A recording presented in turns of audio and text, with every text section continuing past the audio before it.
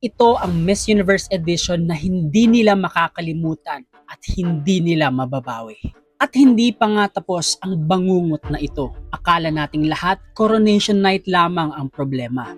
Pero mas malaki pa pala ang sumabog pagkatapos. Ngayong si Miss Mexico ang kinoronahang Miss Universe 2025, may dalawang reyna ang tumindig at sabay na tumalikod sa responsibilidad. Si Miss Cote d'Ivoire at Miss Universe Philippines. Si Miss Universe Cote d'Ivoire ay nag-resign bilang Miss Universe Africa at Oceania. Samantalang si Miss Universe Philippines at Tisa Manalo hindi tinanggap ang titulo bilang Miss Universe Asia. At ito ang nakakagulat hindi na ito isang simpleng pageant drama. Ito na ang pinakadiretsong statement mula mismo sa dalawang reyna na ipinaglaban ng mundo. Kasi lahat tayo ang nakakita na kung performance lang ang basehan, si Olivia at Atisa ang nagpaangat sa buong kompetisyon. They're filled with elegance, consistency, readiness, power, delivery.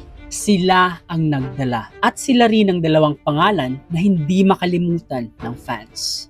Kaya hindi nakakapagtaka na madami ang nagtanong, mali nga ba ang basa o baliktad ang resulta? Si Cote d'Ivoire nga ba ang tunay na Miss Universe 2025? O Atisa Manalo deserved way better than third runner-up?